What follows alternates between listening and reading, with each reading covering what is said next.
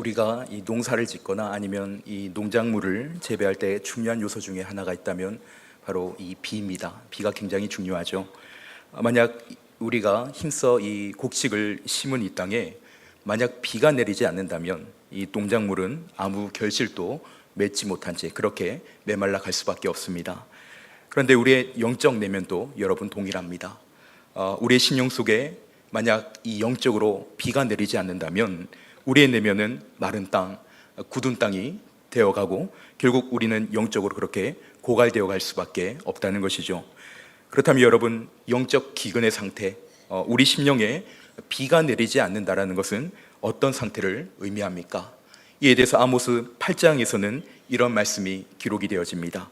주 여호와의 말씀이니라. 보라, 날이 이를지라. 내가 기근을 땅에 보내리니 양식이 없어 주림이 아니며 물이 없어 가람이 아니요 여호와의 말씀을 듣지 못한 기갈이라. 이렇게 성경은 우리에게 말씀을 합니다.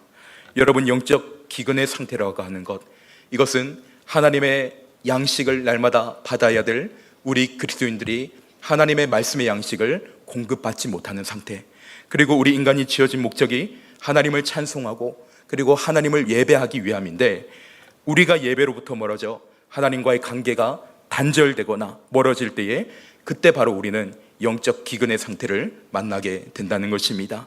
바로 오늘 우리가 읽은 이 본문의 배경은 영적 기근과 동시에 땅의 기근까지 만난 이스라엘의 이 암울한 시대 가운데 있었던 한 사건이 기록이 되어집니다. 오늘 본문에서 당시 이스라엘을 다스리던 왕은 이 아합 왕이었죠. 이 아합 왕에 대해 열왕기상 16장 30절에서는 그에 대해서 이렇게 이야기를 합니다. 그의 이전에 모든 사람보다 여호와 보시기에 더욱 악을 행했던 사람, 그 사람이 바로 이 아합 왕이었다는 것이죠. 그런데 이런 아합 왕이 이세벨이라고 하는 이 바알을 섬기던 이방 여인을 아내로 맞이하게 됩니다. 그리고 이 이세벨을 통해 이스라엘 온 전역에 이 바알과 아세라 등의 각종 우상이 이스라엘 전역으로 퍼져나가게 되죠. 그리고 이로 인해 온 백성들이 우상을 숭배하며 하나님을 떠나가는 그런 비극적인 일들이 바로 이 땅 가운데 일어나게 됩니다. 그러자 하나님은 이에 대한 징계로서 3년 6개월 동안 그 이스라엘 땅 가운데 비와 이슬도 더 이상 주시지 않는 그런 이 어려움을 내리시게 되죠. 그렇다면 우리가 한번 생각해 볼 때에 하나님은 왜 하필이면 수많은 재앙들 중에 그 이스라엘 땅 가운데 비와 이슬을 내려주시지 않는 그런 재앙을 선택하셨을까? 여기에는 여러분 이유가 있습니다. 그것은 당시 이 바알이 하늘과 비를 주관하는 그런 신으로 사람들은 알고 믿었기 때문입니다. 이에 대해 하나님께서는 이 3년 6개월 동안 그 이스라엘 땅 가운데 비와 이슬을 주시지 않으므로 그들이 믿는 이 거짓 우상의 실체를 드러내기를 원하셨다는 것이죠. 그리고 동시에 이 천지의 하늘과 그리고 비를 주관하시는 분, 이 만물을 주관하시는 분은 오직 여호와 하나님 밖에 없다라는 것을 이 무지한 이스라엘 백성들에게 알리기를 원하셨다는 것입니다. 그래서 열왕기상 18장 말씀을 보게 되면은 이후에 3년 6개월 만에 드디어 이 해갈의 비가 그 땅 가운데 내리게 됩니다. 그리고 이 일의 결정적인 역할을 한 사람이 누구냐? 바로 엘리야 선지자였다는 것이죠. 하나님께서 이스라엘 땅에 다시 비를 내리도록 준비시키셨던 바로 사람이 엘리야였습니다. 그래서 오늘 우리는 본문에 나오는 이 엘리야의 행동을 한번 조금 유의 깊게 살펴볼 필요가 있습니다. 왜냐하면 이 엘리야의 행동 속에는 이 닫힌 하늘의 문을 여는 열쇠가 바로 주어져 있기 때문입니다. 오늘 우리가 읽었던 말씀을 보시게 되면은 이 갈멜산에서 치러졌던 영적 전투의 장면이 쭉 기록이 되어집니다. 바알과 아세라를 섬기던 선지자 850명, 그리고 여호와 하나님의 선지자 엘리야 한 사람, 바로 850대 1의 영적인 전쟁이 이 갈멜산에서 펼쳐지게 됩니다. 주제는 어떤 신이 참신인가, 누가 진정한 하나님이신가 하는 대결이죠. 이것을 여러분 어떻게 대결하기로 합니까? 각자 제단을 쌓아놓고 그 번제물을 올려놓은 다음에 그 제단 위에 불로 임하는 신, 그분이 진짜 하나님이시다, 이렇게 하기로 대결을 펼치게 됩니다. 그런데 우리는 이 대목에서 이런 질문을 하나 해볼 필요가 있습니다. 엘리야가 왜 하늘에서 불이 내리는 그 시합을 제안했는가 하는 것이죠. 여러분, 한번 우리가 생각해 볼 때에 지금 이스라엘 땅 가운데 간절히 필요한 것이 있다면 그것이 불입니까? 아니면 물입니까? 지금 3년 6개월 동안 비가 오지 않았기 때문에 그 온 땅에 가뭄이 든 그 땅 가운데 필요한 것이 있다면 바로 불이 아니라 물이었다는 것이죠. 그럼 비를 내리게 해달라는 싸움을 제안해야 할 것 같은데 엘리야는 물이 아니라 불을 제안했다는 것이죠. 왜 그런지에 대해서 크게 두 가지 이유가 있습니다. 첫 번째는 바로 이 하나님의 역사를 보다 확실하게 증명하기 위해서 불을 내려달라는 그런 시합을 대결하게 됩니다. 만약 엘리야가 비를 내리자는 싸움을 제안해서 비가 내렸다, 그러면 바알과 아세라를 섬기는 선지자들이 뭐라고 변명할 수 있느냐? 3년 6개월 동안 안 내리던 비가 이제는 때가 되어서 비가 내렸다, 우연의 일치다, 발뺌할 수 있었다는 것이죠. 그러나 하늘에서 불이 내린다는 것, 이것은 그 어느 누구도 변명할 수가 없는 그런 일이었다는 것입니다. 그래서 엘리야는 하나님의 역사를 저들이 부인할 수 없게끔 바로 불을 제안했다는 것이죠. 그리고 또 한 가지 중요한 이유가 있습니다. 그것은 엘리야가 하나님이 받으시는 진정한 예배, 진정한 제사가 무엇인지를 갈멜산에 모여든 그 백성들에게 보여주고 싶은 그런 의도가 바로 이 안에 담겨져 있었다는 것이죠. 여러분, 우리가 성경을 보게 되면은 하나님께서 이스라엘 백성들이 드린 제사를 기쁘게 받으셨다라는 가장 확실한 증거가 있는데, 그것은 이 하늘에서 불이 임하여 그 제단 위에 있는 제물 위에 불사르는 것, 그것이 바로 이 제사를 가장 기쁘게 하나님께서 받으셨다는 증거가 되는 것입니다. 이런 배경을 염두에 두고 다시 엘리야의 제안을 우리가 가만히 한번 생각해 보면 엘리야가 왜 이런 제안을 했는지를, 이 엘리야 의도를 우리는 알 수 있다는 것이죠. 여러분, 이 엘리야는 이 갈멜살 대견에 있어서 3년 6개월 동안 닫힌 이 하늘의 문이 다시 열리기 위해서는 무너진 예배부터 회복되어야 된다는 것을 엘리야는 말하고 싶었습니다. 또한 우상 숭배로 인해 무너진 예배를 어떻게 다시 회복해야 하나님께서 기뻐 받으실 수 있는지를 바로 이스라엘 백성들에게 보여주고자 했다는 것이죠. 이것은 오늘날 또 여러분 마찬가지입니다. 한 국가를 향해 닫혀버린, 그리고 또 한 가정과 한 개인을 향해 닫혀버린 하늘의 문을 열기 위해서는 가장 먼저 하나님이 받으시는 제사가 드려져야 되는데, 그 제사가 오늘날로 우리가 드리는 바로 예배이죠. 지금 엘리야가 3년 6개월의 가뭄을 앞에 두고 이 하늘의 문이 다시 열리기 위해서는 제단부터 회복되어야 된다는 것, 이것을 바로 엘리야는 알리고 싶었던 것입니다. 바로 예배부터 회복이 되어야 한다는 것이죠. 이제 다시 본문으로 돌아가게 되면은 먼저 바알과 아세라 선지자 850명이 이 아침부터 그 제단 위를 뛰어놀며 바알의 이름을 부르기 시작합니다. 바알이여 응답하소서, 바알이여 우리에게 불을 내려 주옵소서. 그렇게 하루 종일 이 갈멜산에서 바알과 아세라 선지자들이 부르짖었지만 그들의 이 노력이 실패로 끝이 납니다. 아무런 응답이 없었죠. 그리고 이번에는 엘리야 선지자가 나서게 되는데, 오늘 본문 30절 말씀을 한번 보게 되면 이렇게 이야기를 합니다. 엘리야가 모든 백성을 향하여 이르되 내게로 가까이 오라. 백성이 다 그에게 가까이 가매 그가 무너진 여호와의 제단을 수축하되, 이렇게 말씀을 합니다. 여러분, 엘리야가 그 하나님 앞에 제사를 드리기 전 제일 먼저 취한 행동이 무엇입니까? 바로 무너진 여호와의 제단을 수축하는 일이었다는 것이죠. 여러분, 수축했다는 것은 무슨 뜻입니까? 바로 다시 고쳐 쌓았다라는 의미가 수축했다는 것이죠. 누군가가 다 헐어버린 그 여호와의 제단, 무너진 예배의 제단을 엘리야가 다시 고쳐 쌓았다라는 것입니다. 그리고 이처럼 엘리야가 무너진 여호와의 제단을 수축하고 그가 여호와 하나님의 이름을 부르짖으며 기도할 때에 하나님께서 엘리야가 수축한 그 제단 가운데 불로 응답하셨다는 것입니다. 하늘에서 불이 떨어지고, 그리고 그 이후에 하늘 문이 열리며 비가 내리게 되는 그런 놀라운 하나님의 역사가 일어나게 된다는 것이죠. 여러분, 이런 놀라운 하나님의 역사의 출발점이 어디서부터 여러분 시작이 되었습니까?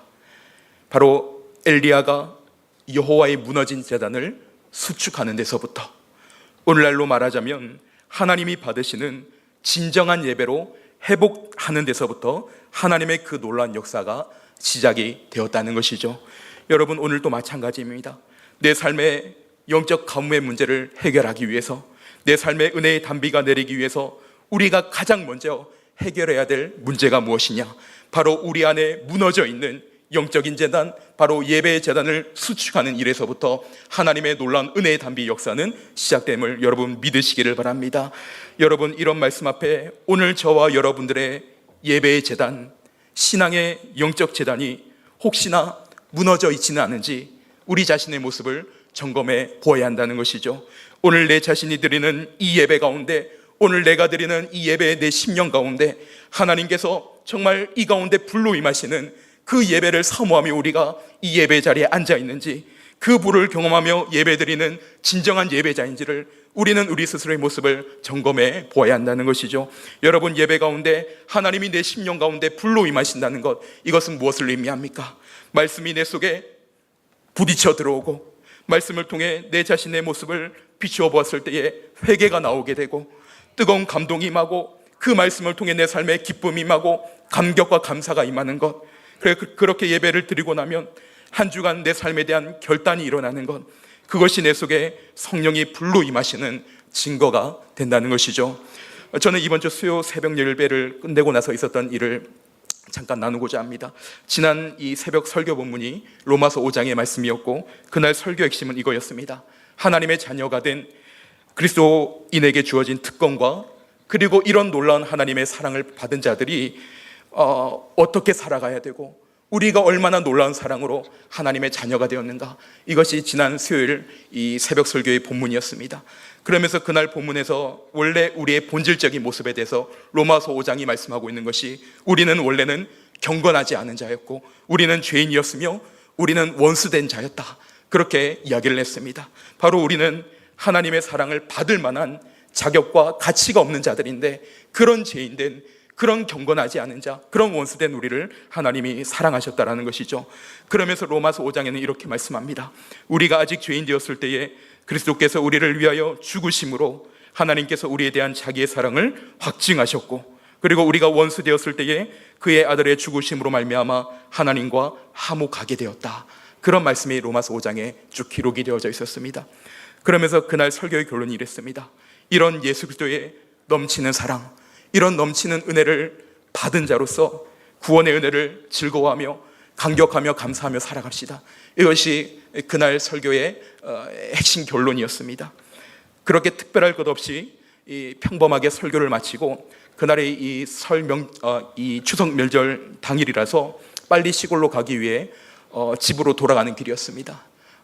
교회에서 집까지 한 50m가 되지 않는 짧은 거리였는데, 그 집으로 돌아가는 여정 중에 성령께서 은혜를 주셨습니다.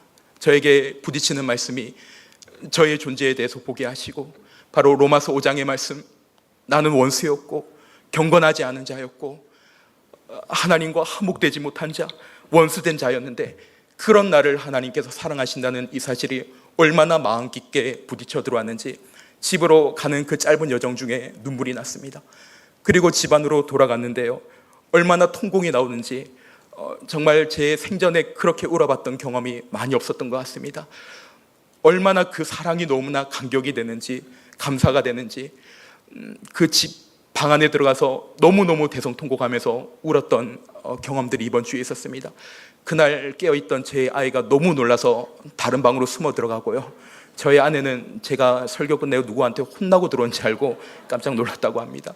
얼마나 크게 감사가 되고 감격이 되는지, 감사가 얼마나 터져나온지를 모릅니다. 여러분, 그러면서 제가 그날 동시에 감사를 하면서 또 회개를 하게 된 것이, 이런 놀라운 하나님의 은혜를 받은 자, 이런 하나님의 그 감격을 받은 자, 이런 사랑을 받고 이런 놀라운 하나님의 말씀을 전하는 자로서 예수 그리스도와 그 십자가에 대한 이 말씀을 준비하면서도 제 안에 크게 감동이 없고, 크게 회개가 없고, 크게 눈물이 없고, 그저 지식적으로 전달하고자 했던 제 모습에 얼마나 회개를 하고 돌아보는 시간이었는지 모릅니다. 여러분, 우리가 예수 그리스도를 영접하고 주님의 그 뜨거운 첫사랑을 경험하고 십자가의 은혜를 생각하면서 우리에게 얼마나 그 예전에 감격이 있었고 은혜가 있었고 눈물이 있었고 통곡이 있었습니까? 그런데 시간이 갈수록 우리의 예배가 무감각해지고 형식화되어지고, 예수 그리스도의 십자가를 우리가 아무리 생각해도 내 마음에 감동이 없고 감격도 없는 그러한 내 안에 무너진 제단의 모습은 없는지 우리는 돌아보아야 한다는 것이죠. 여러분, 오늘 우리들의 마음에 제단이 무너진 현상 가운데 가장 대표적인 증거가 무엇입니까? 그것은 내가 드리는 예배가 시간이 갈수록 형식화되어지고 이 예배가 기대가 없어지고 이 예배가 지겨워지게 된다는 것이죠. 이전에 주님을 처음 만났을 때는 주일이 오기만을 기다려지고, 그래서 주일날 일찍 교회 나와 찬양으로 예배를 준비하고 말씀을 사모하고 기도하는 시간을 간절했는데, 시간이 가면서 주일 예배 드리는 시간에 겨우 맞춰 예배에 나오게 되고, 찬송이 별로 즐겁지가 않고 말씀이 별로 사모가 되지 않고 기도가 나오지 않는다면, 그것은 여러분 내 안에 영적 제단이 무너져 있는 증거가 된다는 것이죠. 여러분, 오늘 저와 여러분이 만일 형식적인 예배, 그렇게 지겨운 예배를 드리고 있다면 하나님은 우리가 그렇게 드리는 예배도 받지 않으신다는 것, 이것을 우리는 깨달아야 됩니다. 그래서 이사야 1장 12절 말씀을 보게 되면 이런 말씀이 있습니다. 너희가 내 앞에 보이러 오니 이것을 누가 너희에게 요구하였느냐? 내 마당만 밟을 뿐이니라. 헛된 재물을 다시 가져오지 말라. 분향은 내가 가증히 여기는 바요, 월삭과 안식일과 대회로 모이는 것도 그러하니 내 마음이 너의 월삭과 정한 절기를 싫어한다. 이렇게 하나님은 말씀합니다. 우리가 아무리 그럴듯한 예물을 주님 앞에 가지고 나오고 정해진 예배 시간에 이 자리에 나온다 할지라도 마당만 밟는 형식적인 제사, 형식적인 예배, 하나님 결코 그것을 기뻐하지 아니하신다 말씀하고 있다는 것이죠. 그리고 말라기 1장 10절에서도 말씀합니다. 만군의 여호와가 이르노라. 너희가 내 제단 위에 헛되이 불사르지 못하게 하기 위하여 너희 중에 성전문을 닫을 자가 있었으면 좋겠도다. 내가 너희를 기뻐하지 아니하며 너희가 손으로 드리는 것을 받지도 아니하리라. 이렇게 하나님은 탄식하며 그 백성들을 향해 경고의 메시지를 주고 계십니다. 여러분, 이런 말씀 앞에 혹시 저와 여러분 안에 하나님께서 우리 예배를 보시며 우리의 예배의 제단을 보시며 이렇게 탄식하고 있는 모습은 없는지 우리는 끊임없이 우리 예배의 모습을 돌아보아야 한다는 것이죠. 여러분, 우리는 주일 성수라고 하면은 정해진 날짜에, 정해진 장소에, 정해진 예배 시간에, 그렇게 예배당에 내가 그 시간에 제대로 앉아 있는 것, 이것으로 우리는 모두가 다 예배 드렸다, 나는 오늘 주일 성수를 했다, 그렇게 생각할 수도 있을 것입니다. 그런데 여러분, 그렇게 의무적으로 드린 예배, 아무 기대감 없이 드린 예배를 과연 하나님은 기뻐 받으셨을까요? 성경에 보면 분명 예배를 드렸는데 하나님이 안 받으시는 예배가 있습니다. 대표적으로 가인은 하나님께 자신의 수산물로 예배를 드리게 되죠. 제사를 드리게 됩니다. 그러나 하나님은 그것을 연락하지 않으셨습니다. 그 가인의 예배를 받지 않으셨다는 것이죠. 나답과 아비후는 하나님께 예배 드린다고는 했지만 하나님 쓰라고 명하신 불이 아닌 자기 편의와 자기 임의대로 불을 썼다가 예배했다가 그냥 그렇게 죽임을 당하게 됩니다. 사울왕은 소와 수많은 양떼를 끌고 하나님께 제사 드리겠다, 그렇게 예배를 드렸지만 하나님은 영원히 사울을 버리셨습니다. 여러분, 오늘 저와 여러분이 드리는 예배가 정말 하나님이 받으시는, 흠양하시는 예배가 되기 위해서는 저와 여러분 안에 무너진 제단들, 너무나 형식적이고 너무나 습관적이고 아무런 기대가 없고 간격이 없고 마당만 밟고 나가는 그런 우리의 무너진 제단들이 반드시 회복되어야 한다는 것입니다. 그리고 이런 여호와의 무너진 제단이 내 안에 수축이 되어지고 하나님께서 불로 임하시는, 성령의 불로 임하시는 그런 예배를 우리는 사모하며 그렇게 경험하며 살아가야 한다는 것이죠. 여러분, 오늘날 많은 전문가들, 많은 사람들이 오늘날 이 한국교회를 진단하면서 너무너무 어렵다, 위기다, 힘들다, 시간이 갈수록 한국교회의 부흥은 어렵다, 이런 절망적인 평가를 너무 많이 내리고 있습니다. 이렇게 많은 사람들이 진단하고 평가하는 시대 가운데 오늘날 이 한국교회가 회복될 수 있는 비결, 그것은 바로 우리 안에 무너진 제단이 수축되어지고 하나님께서 불로 임하시는 그 예배를 우리가 드리게 될 때에 오늘날 환경과 오늘날 어렵다라고 진단되는 그 환경을 뛰어넘는 부흥의 은혜의 해가 임하게 될 것을 여러분 믿으시기를 바랍니다.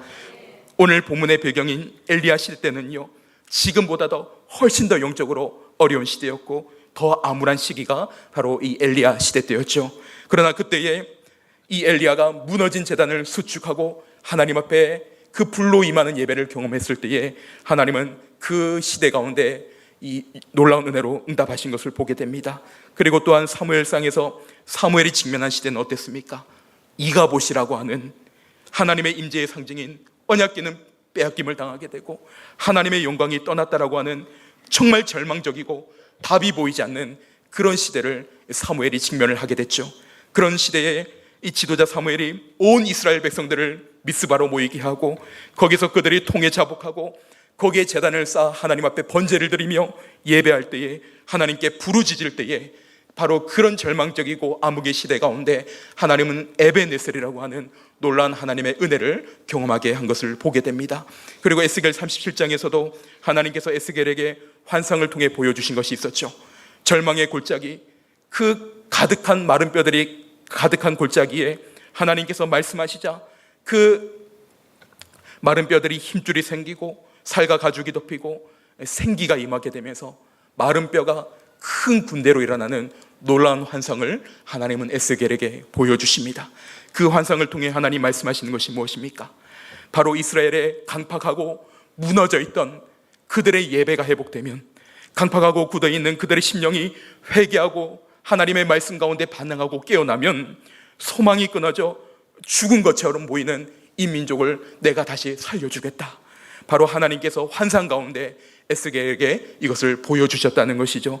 사랑하는 성도 여러분, 오늘 이 시대가 많은 사람의 눈으로 보기에는 아무리 영적으로 혼탁해 보이고 어두워 보인다 할지라도 우리 가운데 우리 안에 무너져 있는 영적인 재단을 다시 한번 우리가 회개하며 수축하고 하나님 기뻐 받으시는 예배로 고쳐 세운 데서부터 회복의 역사가 일어난다는 것 여러분 믿으시기를 바랍니다.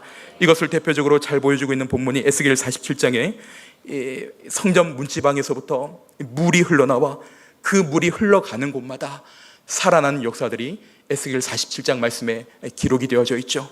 이 물이 흘러가게 되는 곳, 그곳마다 죽은 바닷물이 다시 살아나게 되고 이 물이 흘러가는 강과 바다에 물고기가 심이 많아지고 강이 흐르는 좌우편으로 많은 열매들이 끊이지 아니하고 새 열매를 맺게 되는 내용이 에스겔 47장에 기록이 되어져 있습니다.